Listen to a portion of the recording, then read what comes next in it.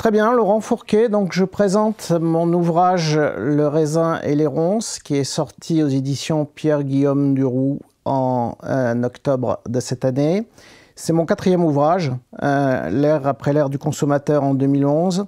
Le moment M4 en 2014 et Le christianisme n'est pas un humanisme en 2018, pour lequel j'étais d'ailleurs intervenu lors d'une conférence devant le cercle Aristote. Alors c'est mon 4e ouvrage, mais en réalité c'est toujours le même sujet que je traite. L'homo occidentaliste contemporain, entendu comme un type nouveau d'humanité qu'on n'avait pas encore expérimenté dans l'histoire, une figure originale, en bien comme en mal, dans l'histoire du monde. Et donc en vérité, cet homo occidentaliste, il traverse tous mes ouvrages. Dans Le consommateur, donc le premier d'entre eux, j'avais essayé par une analyse anthropologique de rattacher cet homo occidentaliste à un phénomène, la consommation, qui est un phénomène qui pour moi n'est pas un phénomène économique, mais qui est un phénomène anthropologique, au sens où, selon moi, l'homo occidentaliste contemporain se caractérise par une consommation généralisée du monde. Non pas une consommation uniquement dans les grands magasins, mais une consommation en tout et pour tout, y compris de son corps, y compris de sa relation avec les autres, y compris de l'utilisation des valeurs symboliques, de telle sorte qu'à chaque instant, il consomme le monde et il ne sait que consommer le monde. Mon 2e ouvrage, Le moment M4, était en quelque sorte un essai d'analyse économique de ce modèle de la consommation au sens anthropologique du terme que j'avais traité dans l'ère du consommateur. J'essayais dans cet ouvrage, donc dans Le moment M4, de faire de la consommation la variable centrale, quoique cachée, la valeur des valeurs de notre système économique. Mon 3e livre, Le christianisme n'est pas un humanisme, paru en 2018, était lui plutôt consacré à un travail d'archéologie, un travail en fait d'analyse de la provenance de ce monde de la consommation, à travers notamment la figure de l'humanisme et le conflit entre le christianisme et l'humanisme, ce qui sépare l'un et l'autre, le consommateur n'étant en quelque sorte que l'aboutissement terminal, en réalité, de ce monde de l'humanisme tel que je l'analysais. Mon 4e livre, Le raisin et les ronces, est l'œuvre cette fois non pas d'un anthropologue ou d'un économiste, mais l'œuvre prioritairement d'un moraliste qui tente à nouveau d'appréhender l'énigme de ce monde, de cette figure, de l'homo occidentaliste contemporain. Alors sous une forme volontairement segmentée, à base de fragments, parce que je voulais épouser le côté apparemment, et j'insiste là-dessus, disséminé, désordonné de notre monde, tout en n'étant pas dupe de ce côté disséminé, et de façon à faire apparaître l'unité réelle qui, en vérité, ordonne notre monde et lui donne un sens, même lorsque ce sens prend l'apparence précisément d'une absence de sens. Alors, quel est ce sens général de notre monde que je retrouve au fond dans tous mes fragments publiés dans Le raisin et les ronces? C'est très simple. Ce sens, c'est le formatage généralisé des individus par une logique d'intérêt personnel égoïste qui est au fond la seule passion encore vivante de notre monde et qui fait que nous ne vivons plus que par notre subjectivité, étant entendu que notre subjectivité se confond avec notre intérêt et notre intérêt avec notre subjectivité. Ça me paraît être la caractéristique fondamentale de notre époque d'un point de vue moral et qui fait que nous sommes par définition aux antipodes de toutes les morales antérieures qui, au fond, se sont toujours caractérisées par des morales de don et de sortie de soi pour aller vers les autres. Là, c'est le processus exactement inverse qui est mis en œuvre, au sens où, en permanence, l'homo occidentaliste contemporain attrape le monde pour le raccrocher à soi, se l'approprier, l'utiliser et l'exploiter, comme on va le voir dans mes propos ultérieurs. Alors, la première expression de cette passion de l'intérêt notre passion dominante, notre seule passion, elle est d'abord d'ordre métaphysique. Ça peut paraître étrange parce qu'on vit dans un monde où la métaphysique est en réalité congédiée, considérée comme res nullius, comme le reste, le reliquat d'époques obscurantistes et dépassées. Mais en réalité, c'est bien au niveau de la métaphysique que nous inscrivons d'abord notre domination sans partage de l'intérêt. Notre souci de l'intérêt nous conduit en effet à vouloir opérer systématiquement la vie de toute sa dimension tragique pour fabriquer une représentation au fond anti-vivante de la vie où tout est contrôlé, ordonné, régulé, pacifié au service de l'intérêt et où au fond rien de grave, mais aussi donc rien de significatif ne peut advenir jamais parce que tout est parfaitement sous contrôle et programmé. C'est la raison pour laquelle, me semble-t-il, nous nions au fond et nous continuons de nier, même si nous savons qu'au fond notre travail de négation n'arrivera jamais à son but qui est d'effacer complètement, nous nions ces trois ombres jumelles de la mort, de la souffrance et du mal, trois ombres qui ont tous en commun d'être hors de contrôle par rapport à nous et nous faire parvenir dans un univers infini que nous ne contrôlons pas et qui nous conduit irrésistiblement vers la question du sens. Pourquoi la vie est-elle? Pourquoi y a-t-il de la vie? Pourquoi sommes-nous là? Quel est le sens de tout cela? La mort, la souffrance, le mal nous acheminent nécessairement vers ce type de questions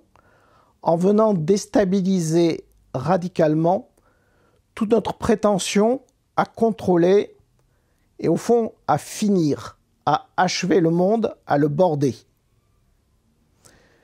Quand je parle des tabous sur la mort, la souffrance ou le mal, c'est évident en particulier en ce qui concerne la mort, avec ce silence généralisé qui est fait sur la mort, ce grand tabou de notre temps, et où au fond l'agonie hygiénique de personnes âgées qu'on a connues pendant la première vague du Covid, seule, en réalité, loin de tout contact autre que thérapeutique, ça traduit bien au fond cette métaphore d'une mort qu'on voudrait, puisqu'on ne peut pas l'abolir, faire taire. Le silence est à peine moins pesant en réalité en ce qui concerne la souffrance, de quelque nature qu'elle soit, physique, morale, où dans tous les cas, nous sommes invités à la traiter, à la faire traiter par des spécialistes, de manière à en venir à bout, à moins qu'elle ne vienne à bout de nous. Et puis, dernier point, cette ombre du mal que nous cherchons aussi à effacer, notamment à travers une sorte de police sociale généralisée et une hyperinflation de droits qui sont censés remédier par accumulation, au fond, à toute perception de l'injustice, de la souffrance en société, du ressentiment, de l'impression d'être aliéné, exploité, dominé par d'autres. À chaque fois, au fond, dans ce carrefour de toutes ces routes qui arrivent vers le même endroit, l'idée est la même. Remplacer en réalité des forces qui nous surplombent, qui nous dominent et avec lesquelles les civilisations antérieures cherchaient à dialoguer, remplacer ce dialogue par un travail constant de prophylaxie, d'éradication et si on n'arrive pas à faire taire ces forces, si on n'arrive pas à les abolir, au moins faire en sorte qu'elles ne parlent plus, qu'on ne les ressente plus ou qu'on n'en parle plus ensemble. La métaphysique donc est ainsi transformée dans ce monde de l'homo occidentalis en technique permanente d'intervention sur le vivant pour le guérir de la vie qui est en lui, pour la raisonner, pour l'opérer du tragique, en faire enfin quelque chose de certain, de clos, de fermé et en gros d'utile. Cet effort de dévitalisation métaphysique de la vie s'accompagne, comme c'est logique, d'une théorie de la connaissance où la chose, pour être connue, doit être généralement délibérée de tout ce qui est vivant en elle, de façon à être arraisonnée, isolée, étiquetée, normée, placée dans des catégories, des rubriques et, à la fin des fins, utilisée. En réalité, en effet, la chose n'est plus connue ou estimée pour elle-même, mais uniquement à partir de l'utilité potentielle que l'on peut en tirer, c'est-à-dire en fait de ce qu'elle m'apporte à moi, très concrètement, personnellement, la chose en fait ne devant être connue non plus pour elle, mais pour moi, pour ce que je peux en faire. Comment on peut la reproduire, comment on peut la massifier, comment au fond on peut l'exploiter économiquement, techniquement. Toute notre théorie de la connaissance est une théorie en fait de la connaissance qui vise à évider les choses de ce qu'il y a de singulier, de significatif, d'original, de vivant, pour tout dire en elle, de façon en réalité à ne plus voir que des produits, des marchandises dans le domaine économique, des ustensiles dans le domaine technique. Connaître, c'est exploiter. Voilà notre théorie de la connaissance. En bonne logique, à nouveau, cette théorie de la connaissance, qui est elle-même le produit d'une métaphysique opérée du tragique, vaut pour ce qui était jadis la valeur des valeurs, la banque centrale de la philosophie, c'est-à-dire la valeur de vérité, la vérité en elle-même. La vérité, en effet, est devenue aujourd'hui un objet qu'on exploite exactement comme on exploite tous les autres objets, loin d'être une entité transcendante à laquelle on devait se soumettre parce qu'elle était la vérité, et parce qu'étant la vérité, elle imposait le respect. La vérité, en fait, est privatisée, ramenée à une forme subjective, un produit que chacun peut produire à son engendré, façonner, construire à son niveau personnel, et produit qui est d'ailleurs manipulable, modulable, réversible à tout instant. La vérité, aujourd'hui, ne se conçoit plus que comme une vérité en réalité du sujet, et vérité seulement au moment où le sujet estime qu'elle est vérité. Autrement dit, si, dans quelque domaine que ce soit, à l'instant suivant, le sujet estime que sa vérité de l'instant précédent ne l'intéresse plus, qu'elle ne lui rapporte plus rien, il s'en sépare sans état d'âme pour adopter une autre vérité partielle qu'il considérera l'instant suivant si elle lui déplaît à son tour. Quant à la vérité objective, en soi, universelle, celle qui au fond a motivé à la fois nos siècles religieux, mais aussi nos grands siècles politiques du 19e et du 20e siècle, avec des grandes utopies politiques, exit cette vérité. En réalité, elle n'intéresse plus personne. Regardez sur le débat religieux aujourd'hui, qui est-ce qui s'intéresse à la valeur en soi de l'islam, à la valeur en soi du christianisme?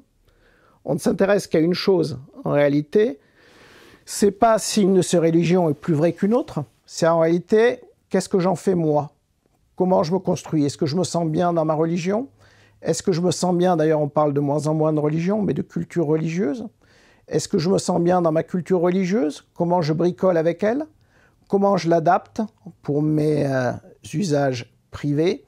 Et en vérité, le fait que je sois dans l'absolu, dans la vérité ou dans l'erreur, est une question que nul ne se pose plus jamais. Au total, la combinaison de cette métaphysique opérée de la vie, de cette théorie de la connaissance, ravalant la chose à la dimension de produit ou de marchandise. Cet affaissement de la vérité, alors évidemment, il y a toujours une vérité absolue qui existe pour nous, qui est précisément notre croyance en notre subjectivité, c'est-à-dire en notre capacité à produire chacun pour nous une vérité qui vaut pour nous. Mais cette vérité-là, on ne la reconnaît pas parce que pour nous, elle fait partie de la nature. Elle n'est pas vérité, elle est un constat. Nul ne remet en cause cette capacité du sujet à s'approprier la vérité. Et donc, tout ça, en réalité, cette espèce de triangle entre une métaphysique dévitalisée, une théorie de la connaissance ravalant la chose au produit, cet affaissement, cette privatisation de la vérité, ça conduit à une lutte permanente et systématique contre la vie. Alors, quand je parle de la vie, je ne parle pas de la vie au sens biologique du terme, mais je parle de la vie comme un principe spirituel qui est, au fond, cette espèce de force étrange et que nul ne peut appréhender, posséder, qui résiste à tout effort pour la déterminer et qui, malgré tous nos efforts pour la contrôler, fait encore advenir du neuf, de l'inattendu, de l'infini, tout ce qui nous ouvre au fond sur les portes mystérieuses du sens. Tout notre travail aujourd'hui, c'est précisément un travail d'éradication de la vie telle que je la définis. Le sujet moderne, en effet, tel que je l'ai décrit, obsédé par son intérêt, vit au fond dans la terreur de la vie. Pourquoi ? Parce que la vie, c'est ce qu'il ne peut pas contrôler. C'est ce qui est ouvert, comme je le disais, sur l'infini. Tout ce qui, au fond, sans verser dans le mélodrame, tournoie un peu autour de l'abîme des grandes questions fondamentales non résolues. Il y a une vraie panique de l'homo-occidentaliste contemporain devant la vie, et c'est la raison pour laquelle, en réalité, tout son travail est, à travers la métaphysique, à travers la théorie de la connaissance qu'il produit, à travers sa théorie de la vérité, de construire un monde de maîtrise, une domestication des choses, du sens, de la vérité, de toutes les valeurs, de façon en fait à ce que chaque fois, le questionnement, qui au fond est le propre de la métaphysique, de la philosophie, de la spiritualité la plus authentique, soit remplacé en fait par une technique de réponse, de maîtrise, de production ordonnée des savoirs. Il est de l'autre côté de la vie, et les philosophes donnent un nom à cet autre côté de la vie. Ils l'appellent le nihilisme. Notre âge, qui est celui de l'intérêt, c'est-à-dire non pas de l'existence évidemment d'un intérêt économique, par exemple, qui a toujours existé, mais même à l'époque du capitalisme triomphant du XIXe siècle, l'intérêt économique n'avait pas la prétention de régir tous les domaines de l'existence. C'est ce qui fonde la différence avec l'intérêt au sens moderne du terme, tel que j'essaye de le déterminer, de le fixer dans ces pages, qui fait que, en gros, là où on nous disait autrefois l'intérêt règne, mais il y a un domaine pour ça qui est celui de l'économie, aujourd'hui, l'intérêt règne partout, tout le temps, et au fond, est la seule instance de légitimation de nos pensées et de nos actions. C'est ça le nihilisme, selon moi, et c'est pourquoi notre époque est l'âge classique du nihilisme. Le seul mouvement que connaît le nihilisme, c'est le refus de la vie,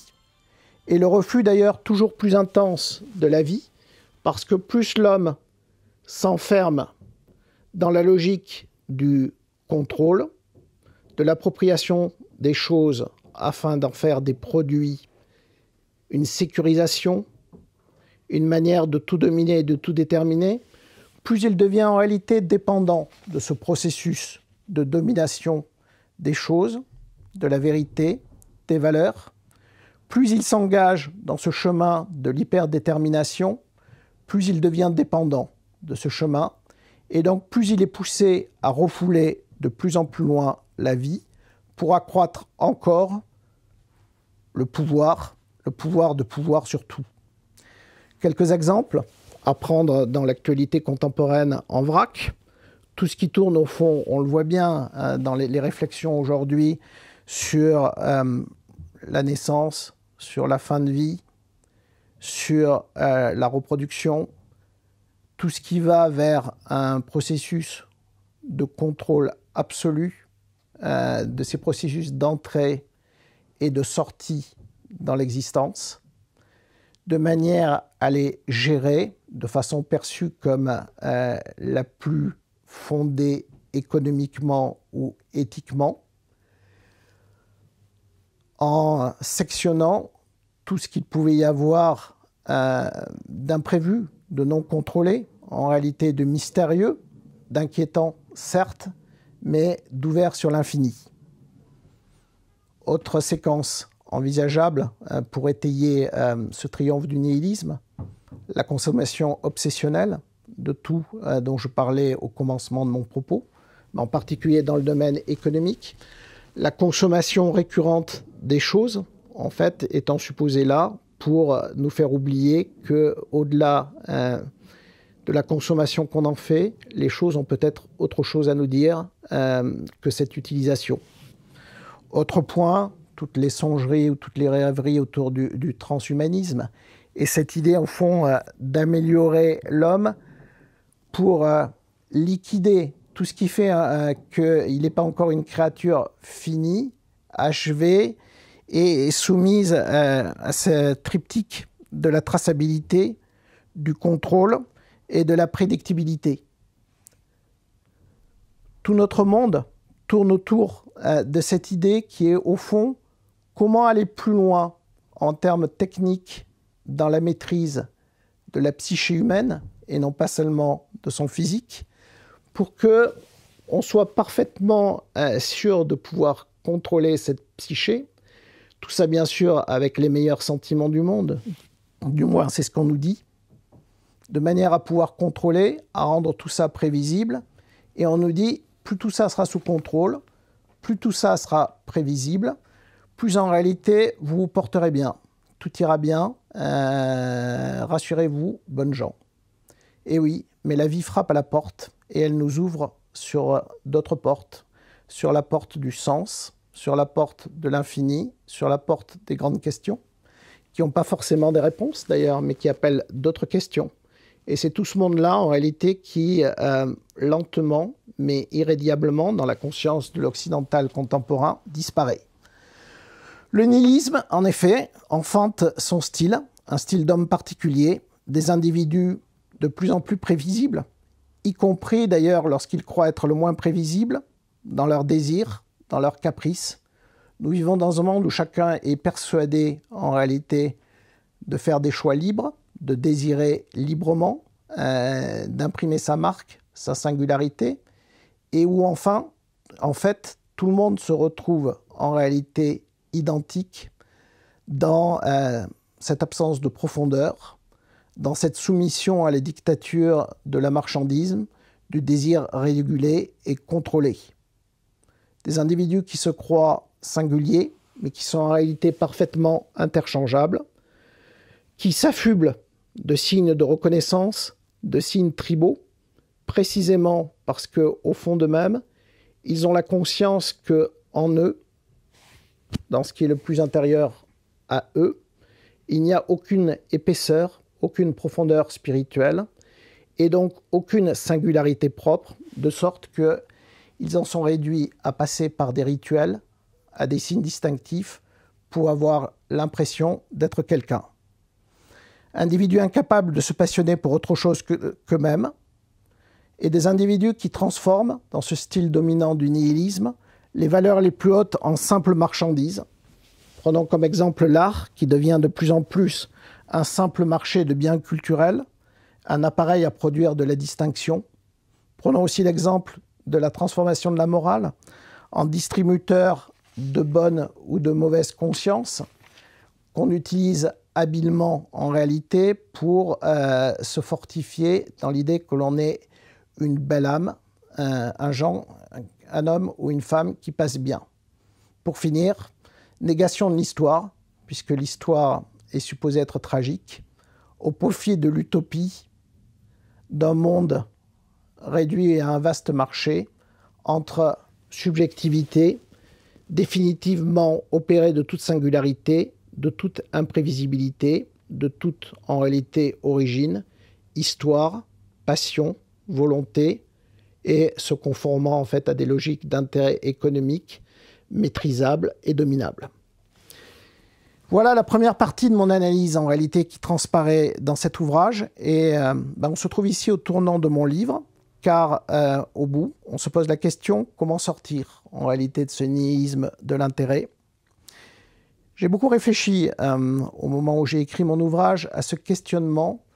tant la vague aujourd'hui du nihilisme, qui est occidentale, mais l'occidentalisation en fait conquiert peu à peu le monde, d'une certaine manière. Comment on peut sortir de ce nihilisme, de cette vague de plus en plus puissante qui, en gros, étouffe la vie au nom de l'intérêt? Pour sortir, je propose un retour vers la physis, pour reprendre un terme nietzschéen, la physis de l'Europe chrétienne, baroque et classique. Il ne s'agit évidemment pas de dupliquer un modèle historique, politique, socio-culturel, qui n'est qu'un modèle historique, mais de s'inspirer en réalité de ce modèle, au sens où l'on respire le même air. Il ne s'agit pas de dupliquer, mais d'essayer de retrouver le grand air, en réalité, de cette Europe classique, baroque, chrétienne,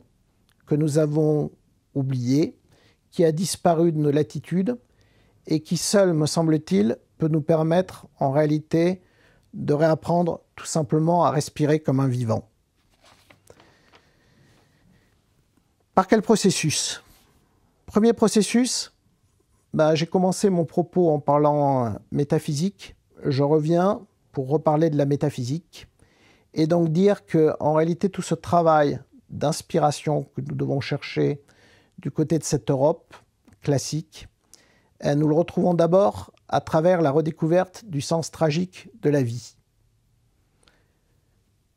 Redécouvrir le sens tragique de la vie, c'est pas tellement difficile en soi, en réalité. Il suffit de voir le monde tel qu'il est, c'est-à-dire de s'opérer de tout le travail d'illusionnement que, seconde après seconde, minute après minute, nous mettons en œuvre et que nos instances de formation nous conduisent à mettre en œuvre, pour s'apercevoir que non, et malheureusement on est bien payé pour le savoir en ce moment de pandémie, pour savoir que non, tout n'est pas sous contrôle, que tout sera jamais sous contrôle, qu'il y aura toujours la mort, le mal, la souffrance pour nous ouvrir vers d'autres choses. Ça, ce constat, il est relativement aisé à faire, mais il faut aller plus loin et aimer en vérité ce sens tragique. L'amour de ce tragique de la vie est quelque chose qui aujourd'hui est presque impensable dans une époque qui identifie spontanément le bonheur à la possession et donc avec le contrôle. Et pourtant, il faut aimer le sens tragique de la vie, admettre qu'il est beau que le temps passe et que ce n'est pas nécessairement une malédiction, admettre que vieillir n'est pas forcément une malédiction, admettre qu'il est bon d'être confronté aux abîmes, aux questionnements fondamentaux, et que même s'il y a douleur et effroi, il y a aussi possibilité d'aller vers un au-delà des choses, vers un sens, une vérité plus belle que notre monde. Admettre que la mort doit se regarder en face. Je consacre en particulier un fragment de mon ouvrage à évoquer par contraste avec notre effacement puéril de la mort, toutes ces agonies des grands seigneurs de l'Europe classique, vécues comme des combats et des combats victorieux. Admettre au fond qu'il est bien que la vie vive et que nous devons adhérer à ce projet de la vie au lieu de vouloir entrer dans cette logique insensée d'étouffer la vie. Le deuxième chemin que je propose d'emprunter, c'est retrouver le chemin de la foi dans une époque qui a beaucoup de superstitions, parfois ce qu'elle prend pour des religions, mais qui ne sait plus du tout ce qu'est la foi. La foi, au sens que je donne à ce terme, ce n'est évidemment pas une sorte de fidéisme borné, de traditionnalisme rabougri, ou bien une manière de ne surtout plus se poser de questions. Au contraire, la foi, c'est une manière pour moi de ne pas détourner la tête devant l'abîme et, prenant un exemple qui pour moi est un exemple canonique de parti pris en faveur de la vie, choisir le pari pascalien. Admettre que la connaissance, au sens que nous donnons à ce terme, au fond, ne peut pas tout et qu'elle ne nous dit pas tout. Admettre qu'il y a des choses qui sont et qu'on ne peut pas déterminer. Et que donc ces choses, pour les connaître, on ne peut qu'y croire. Parce qu'elles sont trop hautes, trop délicates, trop fines pour se soumettre à un savoir qui veut les gouverner à des fins techniques ou économiques. Précisément, la foi chrétienne, entendue dans ce sens pascalien, ne nous impose pas l'évidence d'un monothéisme tout-puissant qu'on rencontrerait à chaque coin de rue et qui manifesterait son évidence de telle sorte que nous n'ayons pas les libertés de ne pas le voir. La foi chrétienne nous demande de parier par amour, c'est-à-dire à l'exact inverse de l'opération que nous imposons aux choses, de nous donner à celle-ci quand elle le mérite, et non pas de faire en sorte que la chose soit systématiquement opérée pour se donner à nous. Là où dans le monde minéral qui est le nôtre, règne pouvoir, domination, calcul, appropriation, exploitation systématique, technicisation, la foi nous introduit au contraire dans un domaine qui est celui du don gratuit, où l'âme est invitée à se dépenser et à se donner continuellement, sans certitude de retour, parce qu'au fond, la dépense et le don qu'elle fait d'elle-même sont sa propre récompense.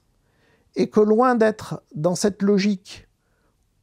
qui est celle de la psyché moderne, s'aliénant au fond à la marchandise, parce que se soumettant au règne des choses formalisées, utiles, dans la foi, l'âme découvre que c'est en se donnant elle-même qu'elle trouve son bonheur. Naturellement, ce christianisme que j'invite à retrouver, cette foi, c'est celle de Pascal en particulier. Je citais ce grand vivant. Et elle est à milieu, allez, ne soyons pas méchants, mais disons de la trousse de sentiments convenables et de bonnes pensées, à quoi on a réduit en Occident le christianisme contemporain, qui n'est rien d'autre bien souvent qu'un certain petit souffle léger de spiritualité posé sur notre monde dominé par l'intérêt. On voit bien que la foi dont je parle ici est une rupture autrement plus radicale avec ce monde. Cette théologie du don que j'essaye d'esquisser trouve sa résonance évidemment dans la morale, avec l'affirmation d'une morale de l'anti-intérêt, là où en réalité aujourd'hui nos constructions modernes sophistiquées de bonne ou de mauvaise conscience sont, comme je le dis dans mon ouvrage, des modes complexes de calcul pour arriver à se faire valoir, à faire parler de soi et à faire fructifier son capital de belle âme. La morale que nous apporte cette théologie du don, c'est une morale de l'estime de soi, de l'anti-intérêt. Là où, au fond, la morale actuelle n'est qu'une opération pour se donner bruyamment bonne conscience, y compris à travers l'usage raffiné de la mauvaise conscience, la morale de l'estime de soi impose au contraire de chercher en permanence à s'estimer, à s'élever, à se dépasser, en faisant sans cesse la preuve concrète et sans échappatoire possible de sa vraie valeur. sans que jamais il n'y ait un acquis, sans que jamais il y ait un capital dont on puisse jouir, mais où, à chaque instant, se reproduit l'exigence de se prouver à soi-même ce que l'on se vaut. C'est une morale de saints et de héros, celle que l'on retrouve par exemple dans le théâtre de Corneille, où on n'a rien donné en réalité tant que l'on n'a pas tout donné, où il n'y a jamais rien qui soit innocent, anecdotique, où tout doit signifier, dans une espèce d'effort en spirale du héros, pour s'élever vers des firmaments toujours plus élevés. Cette théologie et cette morale trouvent à leur tour leur résonance dans une traduction politique, non pas à travers l'affirmation d'une idéologie concrète. Je pense que nous sortons d'un siècle qui nous a vaccinés contre les idéologies séculières en particulier, mais plutôt à travers l'affirmation d'un style politique qui est aux antipodes de la politique actuelle. Ce style politique, c'est celui qui d'abord reconnaît la permanence du tragique dans l'histoire, pour reprendre une formule fameuse de Raymond Aron. C'est donc une politique qui est aux antipodes, au fond, de tout l'effort occidental actuel pour se faire accroire et essayer de faire accroire aux autres que le temps du tragique est passé, que l'histoire se réduit à ne plus être, en gros, qu'un mélange d'humanitarisme bien pensant et mondialisé. C'est donc une politique qui est aussi une politique de force, parce qu'elle affronte la présence du mal dans l'histoire, qu'elle la reconnaît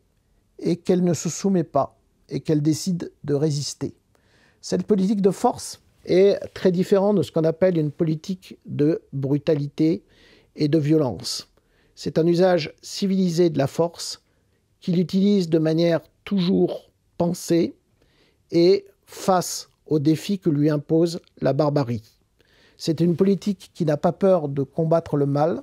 qui ne se voile pas pour dire qu'elle le combat, qui ne se voile pas pour dire qu'elle a des ennemis et qui pratique l'usage civilisé de la violence contre ses ennemis. Enfin, c'est une politique généreuse, au sens où Corneille parlait des âmes généreuses, ce que je traduirais assez en fait en disant que c'est une forme de gaullisme métaphysique. En réalité, quelque chose qui va spontanément vers le haut et vers l'essentiel, qui, dans les réalités concrètes de la politique, les nations par exemple, va chercher l'idée qui n'a peut-être jamais existé pratiquement, l'idée de la France par exemple, et qui pourtant est là depuis toujours. J'ai parlé il y a quelques instants de style politique. Ce sont en effet deux styles qui s'affrontent et qui, selon moi, s'affronteront de plus en plus entre le style du nihilisme